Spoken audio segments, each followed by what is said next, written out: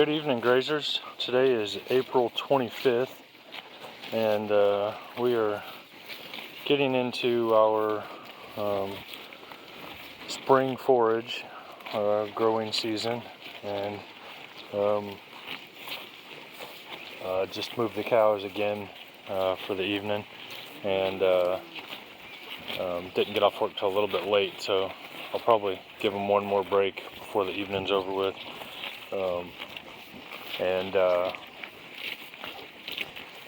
Grass is starting to come on good. We're trying to eat this down really hard for a very short duration, and then it'll be probably 40 or 50 days before we get back to this, but we're going to watch it and see when it's at its optimum growth again. I didn't bring a grazing stick out here with me. As you can probably see, there's orchard grass, clover, there's some plantain in there, and a lot of this is close to knee high, and so this will be our first pass through, and I don't know what the stock density is here. I need to measure off this section, but I already gave them one break down here, as you can tell, and then just moved them into this break.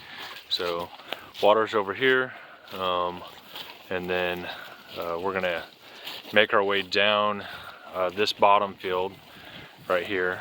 There's about, I think there's 7 acres here total in this little section, and then from there we'll probably jump over just on the other side of this fence right here and start grazing that bottom. There's triticale, lots of clover, hairy vetch, and there's some mixed grasses in there too. We're gonna have to really watch that one to make sure that our protein isn't too high and the cows start scouring.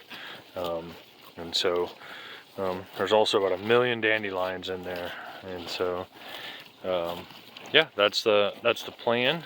I'm excited that spring growing season is here, and gonna try our best to implement total grazing. We're probably not gonna be able to get to 4 grazes a day this year, and there's multiple reasons for that, but more than likely we're just gonna stick with 1 day, 1 move a day, unless circumstances change. But in the interim, that's what we're gonna go with. I will occasionally make multiple moves a day. We'll see. You know, on the weeks kids aren't with me, I might move them a little bit more.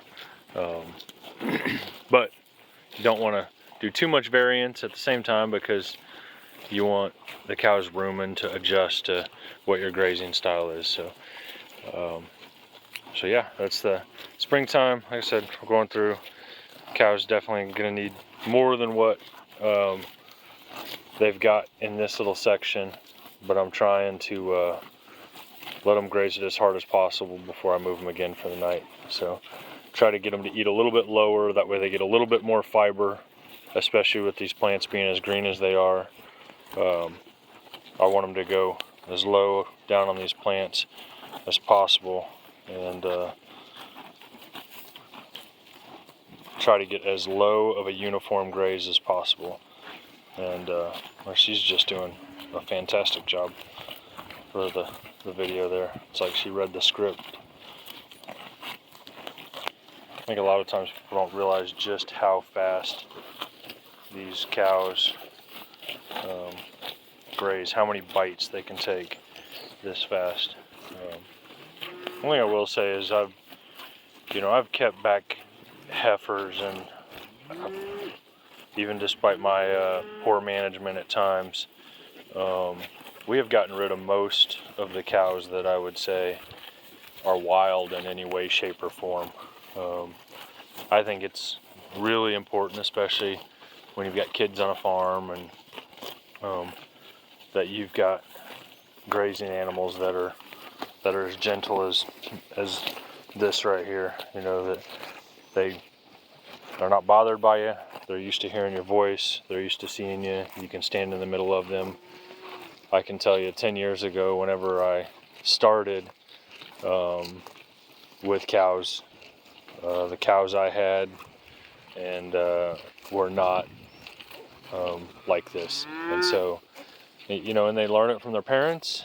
And so it's taken some culling, and it's taken, you know, I mean, really just go into rotational grazing and daily moves. Cows get used to you really, really fast, and they get excited to see you. They know that when you show up, good things are going to happen. And so they're excited to see you. They're excited to hear your voice, and they don't mind one bit you standing around where they are. So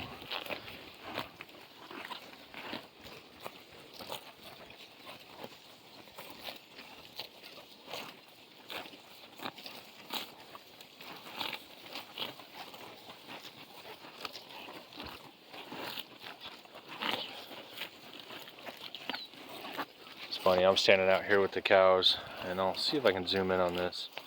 There is 3 jakes down there in the field. It is turkey season.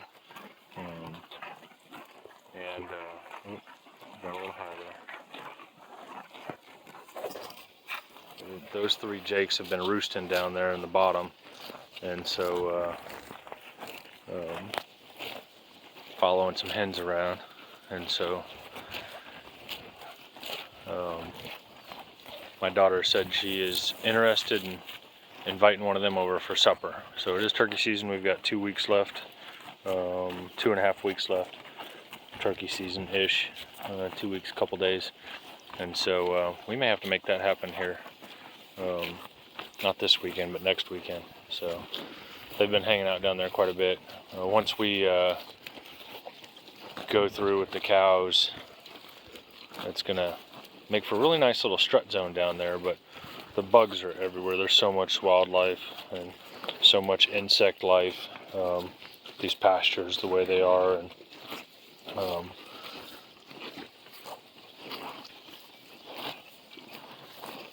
I ran out of yellow ear tags, so I need to re-tag a couple of these. Like pink number 9 there needs a new ear tag. So,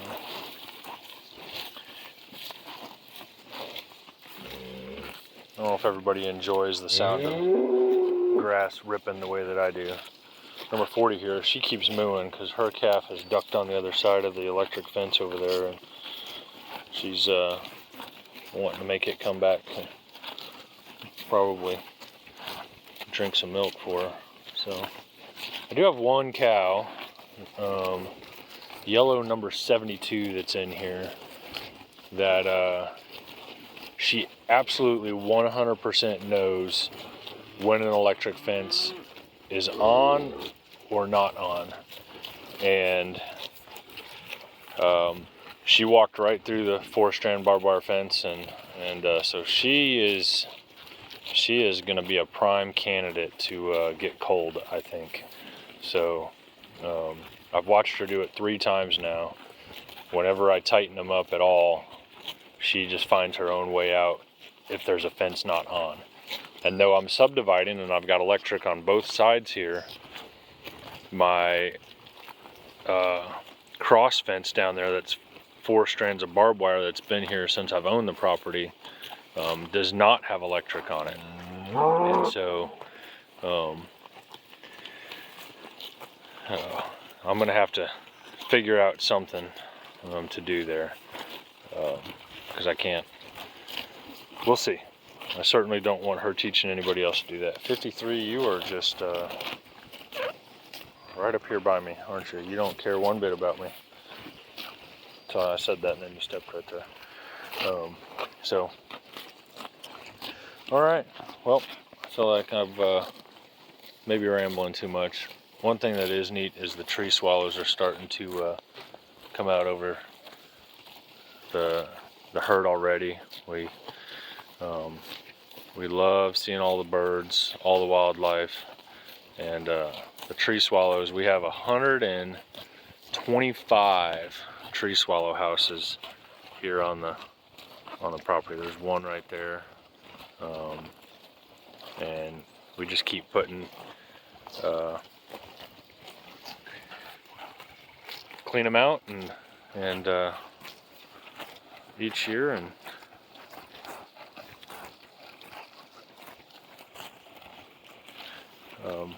they'll keep coming back. So as they start having babies, as they start grouping up more, it seems like depending on where we're at on the farm, we'll have 25 to 50, tree swallows swarming the cows, and at times. So looking forward to that. And I think with that, I'm going to sign off. Hope you guys have a great weekend.